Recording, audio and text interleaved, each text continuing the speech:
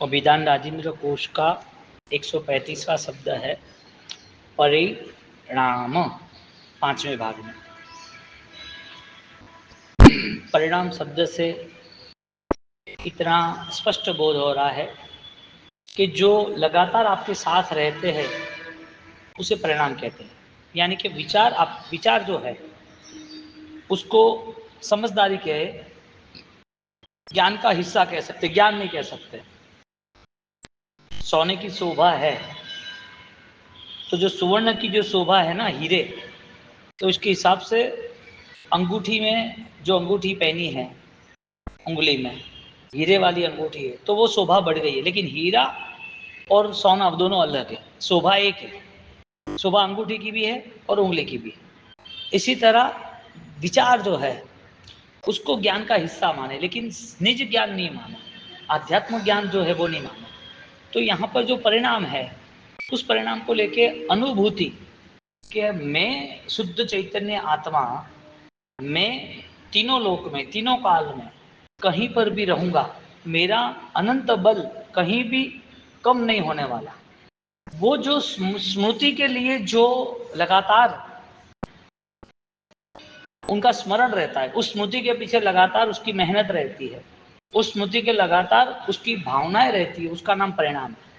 जो मेरे अनंत दर्शन ज्ञान चारित्र है, वो दर्शन ज्ञान चारित्र की स्मृति का लक्ष्य परिणाम निरंतर रहे, उसका नाम परिणाम है। यानी कि समझदारी, मैं कौन हूं, मेरा क्या है, ये सब का समय क्या है। तो बाह्य भाव से मुक्त होकर अभ्यंतर से चेतना से जो जुड़ा है वो परिणामी जीव है। तो यहाँ परिणाम की व्याख्या करते हैं, सुदीर्घ काल पूर्वापर पर्यालोचन जगन्य आत्मान धर्म विशेषे। ठाणान सूत्र में चिरकाल, लंबे समय तक पूर्व और अपर कार्यों से होने वाले आत्मा विशेष का जो धर्म है वो परिणाम है। तुमने भगवान को देखकर तुमने भगवान याद आते हैं, किसी को मूर्ति बनाने का याद आता है, किसी को आंगी बनाने का याद आता है, किसी को उनकी पूजा पाठ याद आती है, और किसी को दर्शन कर कर ऐसे लगता है कि परमात्मा सर्वस्व है, उसको पाना ही मेरे जीवन का लक्ष्य है। तो जिंदगी भर तपस्या, आराधना, जाप, भक्ति जिंदगी भर करता रहता है, और वो जिंदगी भर जो परमात्मा परम तत्व को पाने की जो संभावना को लेके चलता है, परम तत्व को पाने की, उसका नाम परिणाम है। अब हर बार वो उस ख्यालों में रहता है कि मुझे परमात्मा कब मिले। अब देखने जाओ तो संसार पसंद नहीं है उसको, कोई दूसरे काम संसार के परिवार की जिम्मेदारी की करना है वो पसंद नहीं है। इसके लिए उस व्यक्ति का मन चाहे ईश्वर में हो, चाहे अध्यात्म में हो, चाहे सत्कार्य में हो, उसका राग भाव नहीं है। इसका मतलब वो वैराग्य से, वो परिणाम से जी रहा है। इसके लिए वैराग्य भी एक परिणाम है, वितरागता को पाना वो भी परिणाम है, वितराग की आज्ञा पालना वो भी परिणाम है, और अपनी पवित्रता के साथ पश्चाताप करना वो भी परिणाम है। तो जो परिणाम है वो हर दिशा में उसे बंधन से मुक्त कराता है।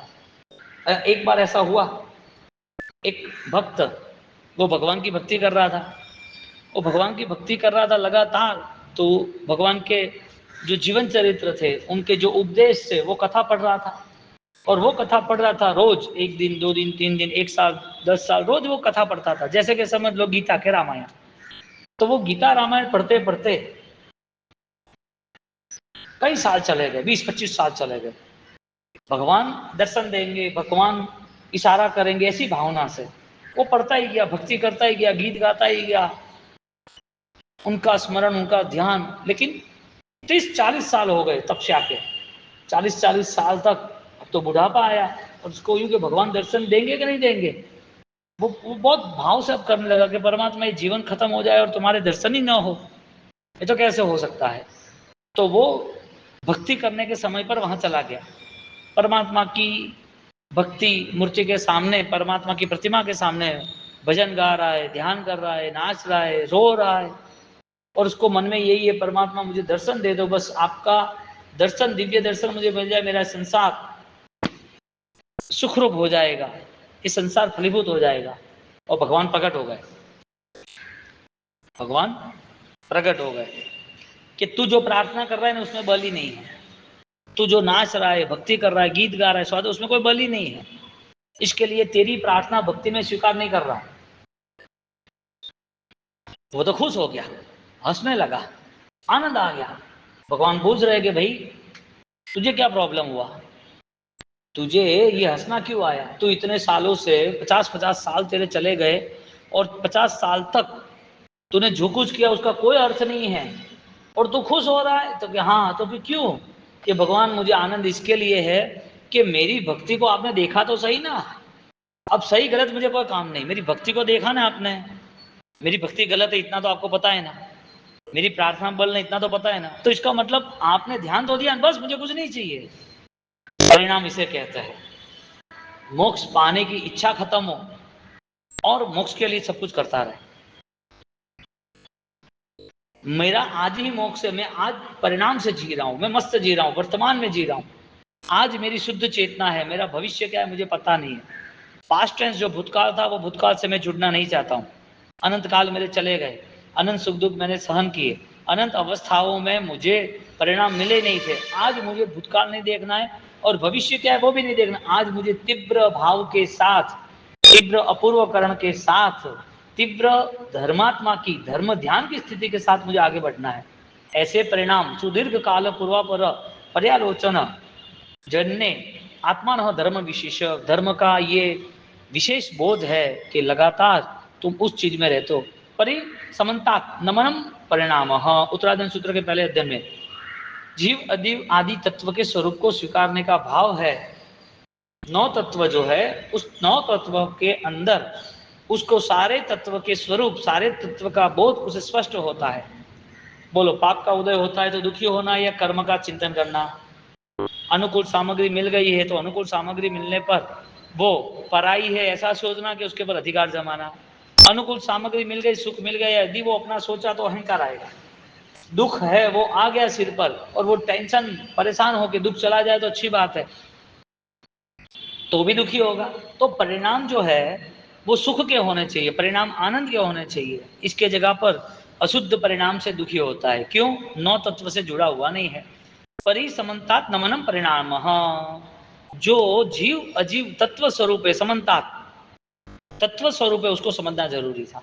तो जीवन में दुख कोई देता है, दुख जो आया है वो पराया है, तुम्हारा है, चला जाएगा, तो तुम्हें कौन से परिणाम में रहना है? दुख जैसा मेरे डिक्शनरी में कुछ है ही नहीं, मेरी डिक्शनरी में सुख के साधन हो ऐसा कुछ है ही नहीं, मुझे इससे सुख मिले पॉसिबल ही नहीं है।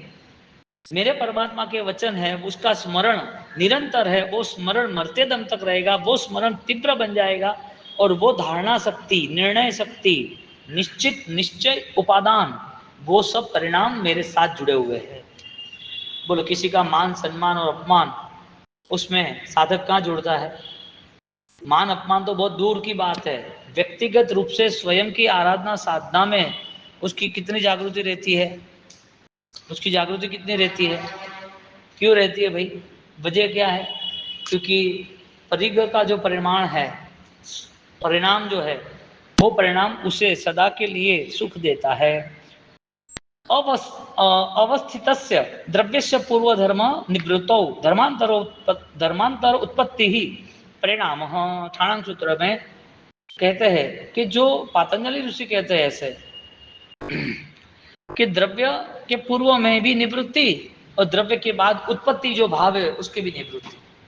मेरी निवृत्ति, कोई चीज छूट गई तो निवृत्ति, कोई चीज आ गई निवृत्ति। अब जो साधक है समझो वो भगवान की भक्ति कर रहा है, भगवान के साथ बैठा है, तो भगवान मिल गए, दर्शन दे दिए, भगवान साक्षात सामने आ गए, तो भगवान को क्या पूछेगा? मुझे ये सारे बंधन से मुक्त करके मुझे आपके पास ले लो, मुझे परमात्मा सिद्ध अवस्था चाहिए, आप सिद्ध बने हो, मुझे सिद्ध बनना है। आपका प्रेम, आपकी भक्ति, आपका, आपके लिए जो जीवन दान दिया, आपके लिए जो जीवन में जो प्रवृत्तियां मैंने की, वो सब कुछ एक ही अवस्था के लिए थी, मुझे आपके साथ रहना है, आप जो कुछ भी करो मुझे मंजूर है।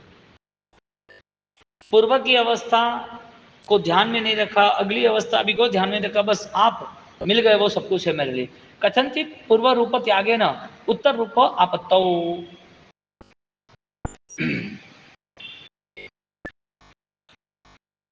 अपने परिणामों का जो त्याग होता है, यानी कि निरीक्षण होने के बाद त्याग होता है, वो विशिष्ट होता है। एक बेटी वो परिवार में सबसे जुड़ती है, किसके कारण? उसके पति के कारण। तो पति के साथ सारे दूसरे, उसकी नणंद, उसके ससुर जी, उसके देर, उसके जेठ, साथ सब जुड़ जाते। वो सब किसको देख के आई थी? पति को देख के आई थी। और पति नहीं हो तो एक बाराती, शादी ब्याह, उसके मंडप, उसके भोजन, उसका बैंड बाजा, उसका सारा डेकोरेशन, वो किसके लिए? पब्लिक के लिए, समाज के लिए, घर के लिए नहीं, शादी के जो दूल्हा है उसके लिए है। मैरिज है तो सब हुआ ना, तो मैरिज का कोई व्यक्ति तो है ना। शादी के लिए जो बेटी दूसरे पराये घर जाती है शादी करके, तो वो पति को देख के सब पराये घर अपनाया और सब सज्जन को अपनाया ना। इसी तरह ज्ञानी ये कहते हैं कि तुम परिणाम की साधना से जुड़ जाओ तो अपने आप सब कुछ जुड़ जाएगा। परिणाम से नहीं जुड़े तो दूसरी सारी जो क्रिया है वो छूटते हुए देर नहीं होगी। एक कंपनी चलती है तो कंपनी का मालिक होता है तो कंपनी चलती है। इसी तरह साधना का जो क्रम है वो परिणाम से प्रारंभ होता है, परिणाम तक यानी कि अंतिम परिणाम तक रहता है। कथनचित पूर्व रूपेण, पूर्व रूप त्याग उत्तर रूप आपत्तो पर्यांतरम आपत्तो 10वें कालिक में पदार्थों के नए पर्याय की धारणा करने अवस्था, वो भी परिणाम है। पदार्थ की नई पर्यायों की धारणा करना, परिणाम यानी दोनों बताते हैं, प्लस और माइनस। अब कोई चीज बदलती रहती है लेकिन उसे अच्छी लगती है। पुराना घर छोड़ता है तो नया घर स्वीकारता है, तो वो क्या है? अंदर के परिणाम के कारण ही होता है। और परिणाम जिसने भी चेक किए हैं ना, और उसके पास सम्यक ज्ञान है ना, तो वो बदलने में देर नहीं करेगा। तत्त भावगमने, ठाणा सूत्र के 10वें अध्ययन में जैसे जैसे उसके परिणाम होते हैं ऐसे ऐसे उसकी प्रवृत्ति होती है। परिणाम यानी वृत्ति, वृत्ति के अनुसार प्रवृत्ति। तो कोई व्यक्ति कोई चीज कर रहा है तो उसके दिमाग में कुछ चल रहा है तो ही कर रहा है, उसके मन में कोई परिणाम है इसके लिए वो अनुसरण कर रहा है। पचखाण के पहले पचखाण के भाव आते हैं, त्याग करने के पहले त्याग के भाव आते हैं, हिंसा के पहले हिंसा के भाव आते हैं तो हिंसा करता है। तो जो परिणाम है वो शुरुआत होती है अपने मन से, विचार। परिणाम ज्ञान के और अज्ञान के दोनों होते हैं। अब किसी की हत्या डायरेक्ट तो होती नहीं, कोई बोला कि नहीं मुझे तो पता नहीं था, मेरी गलती हो गई। गलती होती नहीं है, तूने वो प्लान बनाया था, पहले अपने मन में पूरा चित्र बनाया तब हुआ है। चंड कौशिक के परिणाम ही थे, मुझे हिंसा करनी तो करनी, फिर वो भगवान हो तो भी मुझे क्या लेना देना, परिणाम थे हिंसा के। लेकिन जब उसे बोध हुआ तो तुरंत परिवर्तन आ गया उसका। जैसे वो स्पष्ट हो गया कि मेरे परिणाम मुझे डुबाने वाले, और यहाँ तक मैं डूब के आया, यहाँ पर मेरी दुर्गति हुई, दुर्बुद्धि के कारण हुई। अब मुझे दुर्बुद्धि नहीं करनी, क्योंकि दुर्गति में यहाँ से भी मैं गया, गुजरा हो गया, यहाँ से भी मेरी गति और नीचे चली गई, तो मुझे भविष्य में साधना के लिए वो सजग मन कहाँ मिलेगा? तो परिणाम बदलने वाला स्वयं खुद है। निमित्त मिलते हैं, उस निमित्त के आधार पर परिणाम तैयार होते हैं, और वो परिणाम तैयार होते हैं, वो परिणाम जब उसको अनुसरण करता है तो वो निमित्त के वहां ही जाता है। पहले निमित्त द्वारा उसके मन तैयार हुआ, देखने जाओ तो पूर्व होके ही सारे संस्कार थे, और वो परिणाम वापिस उसके अनुसरण कराता है। मंदिर में जाना कि नहीं जाना शरीर तय करता है कि मन तय करता है? किसी को माफी देना या न देना शरीर तैयार करता है, हाथ तैयार करता है कि मन तैयार करता है? क्यों भाई? किसी चीज की चोरी करनी या न करनी, भगवान ने क्यों 5 व्रत बताए, सावक के 12 व्रत क्यों बताए, क्यों संस्कृति बताई सारी? कि भाई तुम अपने ज्ञान से, सम्यक ज्ञान से पूरे व्यवहार करो, सम्यक ज्ञान से पूरे निर्णय करो, और जिसके निर्णय में कमी है उसके व्यवहार में भी इतनी ही गलतियां होगी। जिसका निर्णय सही नहीं है वो सारे व्यवहार अशुद्ध पापकारी होंगे, कसायकारी होंगे। इसके लिए व्यवहार को सुधारने के लिए भी उनके वहां परिणाम होने चाहिए। और कई बार व्यवहार अच्छे होते हैं लेकिन परिणाम अच्छे नहीं होते। तो जो व्यवहार अच्छे हो और परिणाम न हो तो व्यवहार में भी आज नहीं तो कल 2-5 साल के बाद नुकसान आएगा। तो कई बार बिना परिणाम लोग आराधना में जुड़ जाते हैं कि करना है बस, एक सामान्य परिणाम है, विशिष्ट परिणाम नहीं है। ऐसा विपरीत विपरिवर्तन है, विशेष आवश्यक में कहा है मानव का स्वभाव वो विशिष्ट परिणाम वाला भी हो सकता है और विशिष्ट परिवर्तन कर सकता है। इत्यसि चौहणम विद्रव्य क्षेत्र काल भावाणम, एवं परमात्मा ने आचरण चूर्णिका में 4 प्रकार के परिणाम बताए, द्रव्य, क्षेत्र, काल और भाव। कई विहे अणम भंते परिणामे पन्नते गोयमा दुव्ये पन्नते पन्नते तम जहा जीव परिणामेय अजीव परिणामेय। प्रभु परिणाम कितने प्रकार के हैं? प्रज्ञापना सूत्र में 13वें पाद में कह रहे हैं गोयमा परिणाम 2 प्रकार के हैं, एक जीव के परिणाम, एक अजीव के परिणाम। कैसा परिणाम भंते कितने प्रकार है? अब जीव परिणाम यानी जीवों के प्रति तुम्हारा परिणाम कैसा है? जो जीव है उसके प्रति क्या राग होता है? अजीव है उसके प्रति क्या परिणाम आता है? परिणाम यानी प्लस माइनस ही बताते हैं। शुभ अशुभ की बात कर रहे, तुम शुभ ही करो ऐसी बात नहीं कर रहे, अशुभ करो ऐसी बात नहीं कर रहे, तुम क्या कर रहे हो वो बात। जीव के प्रति तुम्हारी करुणा रहती है तो वो जीव ने तुम्हारे सामने अपराध किया है तो तुम क्षमा भाव में रह सकते हो। तुम्हारे प्रति तुम गलत व्यवहार किया है, क्योंकि जीव का जैसे जैसे तुम्हारे परिणाम अशुभ होते हैं ऐसे संसार बढ़ता है, और संसार बढ़ता है तो कितने जन्म मरण करने, उस जन्म मरण में किसी कैसी कठिन परिस्थिति है संसार की। आज जो माँ बनी है वो कल पत्नी बनेगी, कल वो बेटा बनेगा, कल वो पुत्र बनेगा, कल वो ऑलरेडी सेठ बनेगा, कल नौकर बनेगा, कल शत्रु बनेगा। आज जो स्वरूप दिख रहा है संसार में तो वो जीव कौन है? तो उस जीव से भी मुझे मुक्ति पानी है, यानी कि कसाई नहीं करना है, राग नहीं करना है। और जैसे जीव परिणाम ऐसे अजीव परिणाम है, पदार्थों के प्रति आसक्ति। जो पदार्थ का स्वरूप नाशवंत है फिर भी उसकी आसक्ति, कि पदार्थ के प्रति आसक्ति, मुझे ये चाहिए ही चाहिए, इसके बिना मैं नहीं रह पाऊंगा। पदार्थों को लेकर वो दीवाना हो जाता है और इतनी आसक्ति होती है, नहीं मिलता है दुखी हो जाता है। एक सांप है ना, सांप मणिधारी सांप होता है, उसका एग्जाम्पल आता है शास्त्र में मणिधारी सांप का। उसकी मणि का इतना राग कुछ कर नहीं सकता है, लेकिन उसके सिर से जो मणि है वो निकालता है, उस मणि का प्रकाश चारों ओर होता है, नागमणि कहते हैं उसको। और लाखों सांपों में, लाखों करोड़ों सर्पों में कोई ऐसा ही कुछ पुण्यवान होता है ऐसे सर्प, उनकी पूर्व होगी, कोई पुण्य ही होगी या कुछ कारण होगा। और वो नागमणि वो इधर जैसे रखते हैं तो उसकी चमक इतनी होती है, वो चमक जहां तक जाती है वहां तक वो राउंड लेता है। पहले एक राउंड, फिर दूसरा राउंड, फिर तीसरा राउंड, ऐसे ऐसे 15 फुट की चमक होती है तो 15 फुट में, 20 हो तो 30, जहां तक उसकी रोशनी जाती है। वो कहाँ ये काम करता है? सुनसान बड़े जंगलों में, बड़े सुनसान जगहों पे, अंधेरों में तो ही चमक दिखती है, और कोई नहीं हो और उसकी नागमणि वहां रहती है तो देख के खुश होता है। ये जिसको नागमणि चाहिए थी, ऐसे लोग जो क्रूर लालची लोग, उन लोगों ने नागमणि लेने का मन बनाया। अब वो इतना जहरीला सांप है और इतना पुण्यशाली, इतना ताकतवर सांप है, उसकी नागमणि उसे नहीं दिखे ना तो दूसरे सेकंड पे वहां आ जाता है, दूसरी सेकंड। यदि किसी ने हाथ लगाया उसी टाइम वो मर जाता है, हाथ लगाने वाला तुरंत उसको डंक मार देता है। इतना जहर, इतना जोर से वो देता है, तड़प तड़प के मरता है।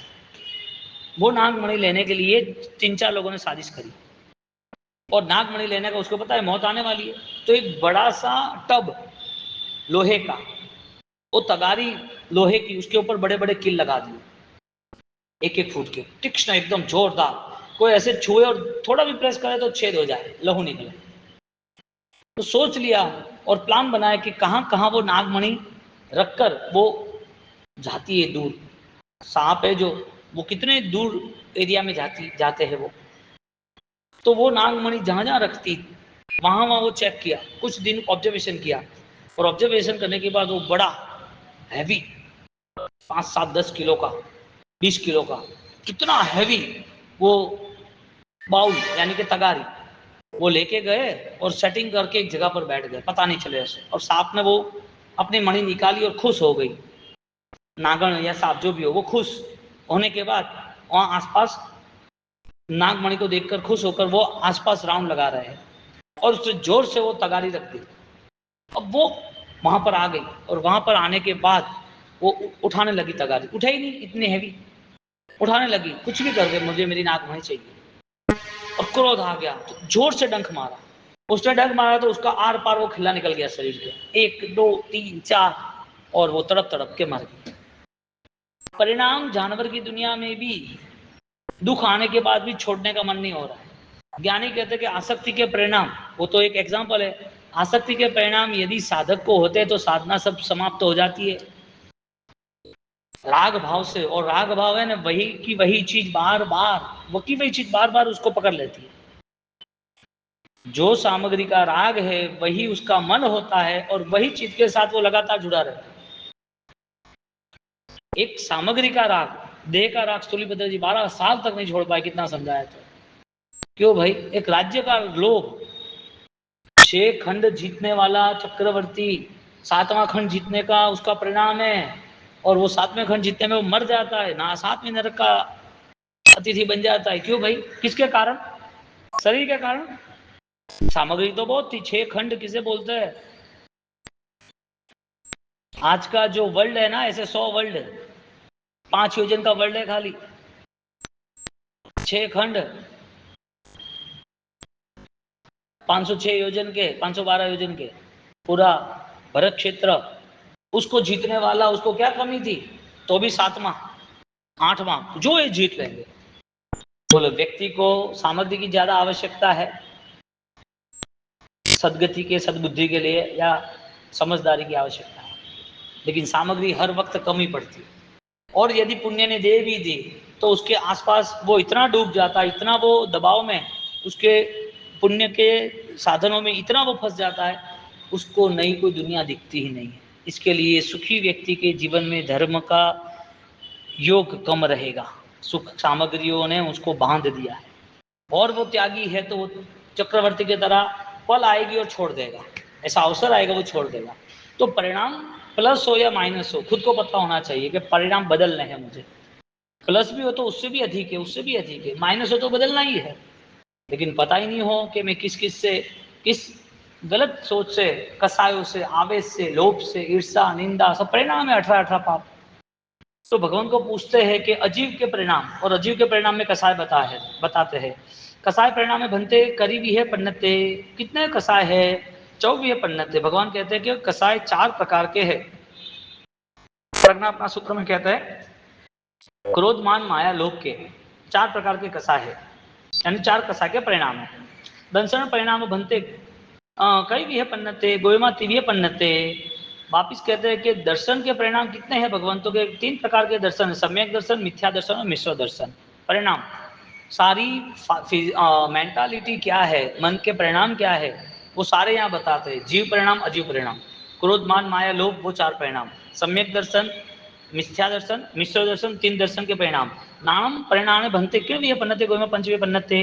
ज्ञान 5 प्रकार के हैं। वो पूछ रहे कितने प्रकार के? ज्ञान प्रकार के, अभिनी, बौद्धिक, श्रुत, अवधि, मनोप्रयोग, केवल, ऐसे 5 प्रकार के वापिस ज्ञान के भी परिणाम है, अलग अलग परिणाम है।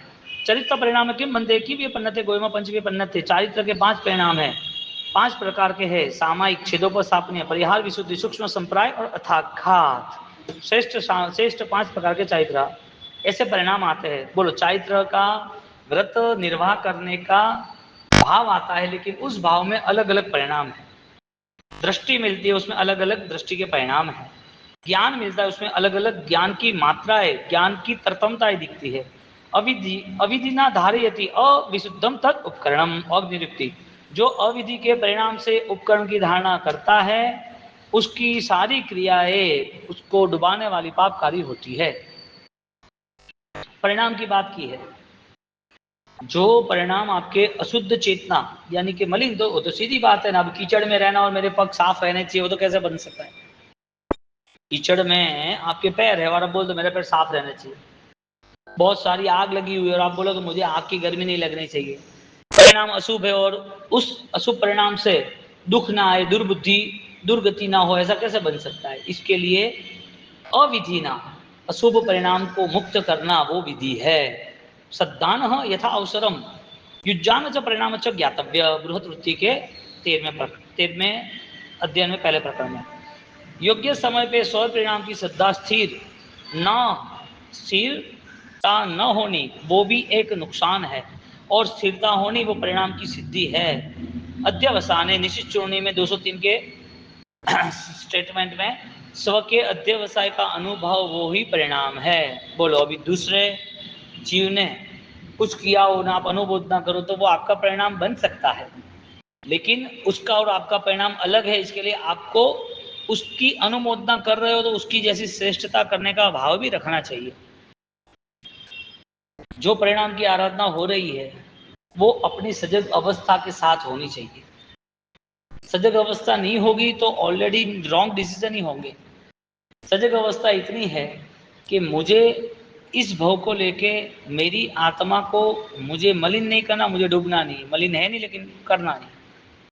इसका मतलब ये हुआ कि भव भ्रमण बढ़ रहे हैं, उसका कारण अशुभ परिणाम है। आज मैं शुद्ध परिणाम से यदि मेरा जीवन व्यतीत करूं तो मेरा शुद्ध परिणाम अगले 100 भव के बाद भी मुझे साथ देगा। मेरा शुभ शुद्ध परिणाम यानी कि सम्यक दर्शन वो मुझे लगातार मुझे तीव्र अशुद्धि में, तीव्र अशुभ परिणाम में नहीं ले जाएगा। इसके लिए आज सबसे श्रेष्ठ परिणाम एक ही है कि आप सम्यक दर्शन की अनुभूति करें। सबसे श्रेष्ठ परिणाम यही है, मोक्ष के कारक आपके जीवन में पूरा व्यवहार बन जाए। इस जीवन की सफलता का मूल श्रेय, मूल रिजल्ट, मूल यदि कोई है, पावर यदि कोई है तो वो है सारे विषय कसायों की मुक्ति, अज्ञान की मुक्ति। 5 प्रकार के ज्ञान बताए, 5 प्रकार के चारित्र बताए, 3 प्रकार के दर्शन बताए, 2 प्रकार के परिणाम जीव अजीव के बताए। क्यों बताए भाई? यहाँ पर वजह क्या थी कि भाई ये सारी चीजें तुम्हारे सामने आने वाली है। तुम सिर्फ सामयिक ले रहे हो वो इम्पोर्टेंस नहीं है, 1 घंटा ध्यान कर रहे हो वो भी इम्पोर्टेंस नहीं है। उस ध्यान में तुम कौन हो वो आंतरिक निरीक्षण, तुम्हारी स्थिति क्या है, तुम्हें क्या करना चाहिए। जानवर जैसा व्यवहार पूर्व भव में कर रहे थे, यहाँ क्यों कर रहे? जानवर के संस्कार आज बाहर आ रहे हैं तो नए जानवर को भी तैयार कर रहे हो क्या? 100 जानवर की दुनिया पूरी हुई, अब एक ही भव में 100 जानवर पैदा करोगे क्या? खत्म करना ये परिणाम, अशुद्धि जो है उसे खत्म करने की तैयारी करनी। यहाँ परिणाम दोनों भाव के बताए, शुभ और अशुभ। शुभ परिणाम और अशुभ परिणाम का कर्म बताया कि शुद्ध परिणाम से परिणति तक जाना, तुम्हारे अच्छे परिणाम तुम्हारी परिणति, तुम्हारी अनुभूति बन जाए। तुम यदि कोई शब्द पढ़ रहे हो और शब्द का ज्ञान हो रहा है, किसी ने लिखा कि चेक है, समझ लो ना, वो चेक के ऊपर पैसा लिखा है तो तुम्हें पता है कि इसमें लाख रुपया लिखा है। क्यों? तुमने पहले वो ज्ञान पाया तब तुम्हें पता चला। ज्ञान नहीं पाया होता तो आज तुम्हारे सामने कोई चाइनीज लैंग्वेज लिख ले, तुम्हें पता ही नहीं चलेगा, क्योंकि वो तुम्हारा विषय नहीं है। तो जिस विषय में, जिस चीज में तुम्हारा ज्ञान होता है, उस ज्ञान में तुम्हारा व्यवहार होता है, उस ज्ञान में तुम्हारा अनुसरण होता है। तो जीवन में कोई ज्ञान की आवश्यकता नहीं है। संसार इतना बड़ा, इतनी सारी चीजें हैं कि किन का ज्ञान पाओगे तुम? किस चीज का ज्ञान पाओगे तुम? कितनी लैंग्वेज सीखोगे तुम? कितने सारे हजारों दुनिया में धर्म, किन किन धर्मों की बातें समझोगे, किन किन धर्मों को अपनाओगे, किन किन क्रियाओं को तुम सीखोगे और वो क्रिया करोगे। मेडिकल लेवल पर, एजुकेशन लेवल पर, एडवोकेट लेवल पर, गवर्नमेंट लेवल पर इतनी श्रुत, इतने ज्ञान है, अब पूछो ही नहीं। 1000 भव इंसान के मिले तो भी वो ज्ञान कम नहीं होगा, इतना यहाँ पर इस पृथ्वी पर ज्ञान बसा हुआ है। ज्ञान ही कहते सारे ज्ञान का राजा एक ही है, सम्यक ज्ञान, परिणति वाला ज्ञान, परिणाम वाला ज्ञान। तो इतना मन बना ले कि मेरे अंदर छिपी हुई परम पद की अनुभूति में मुझे जीना है, मुझे बाहर के कनेक्शन में डिस्टर्ब नहीं होना है, बाहर की दुनिया से मुझे ऑलरेडी दूर होना है। इस भावना के साथ जिन्होंने मन बनाया उसके परिणाम लगातार रहते हैं तो वो परिणाम के कारण उसका कल्याण होता है। ऐसे परिणाम की आराधना निरंतर वृद्धि हो और ऐसे हम प्रभु के मार्ग में ज्यादा स्थिर बने, ऐसी अभ्यर्थना।